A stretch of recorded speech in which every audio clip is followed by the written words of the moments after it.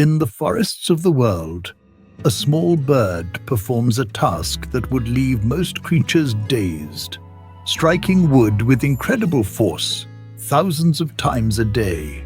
Yet, the woodpecker emerges unscathed. How does it manage such an extraordinary feat? A woodpecker's resilience begins with its beak. Unlike most birds, their beaks are designed to absorb minimal shock, transferring the force instead to their specialized skull. Inside their skull lies the key.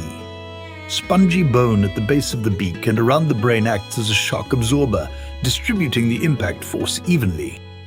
This remarkable adaptation ensures their brains remain unharmed.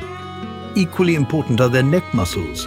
These muscles provide stability, while a unique hyoid bone structure wraps around the skull like a safety harness, anchoring and protecting their brain from jolts. But their hammering isn't just a feat of endurance, it's a survival strategy.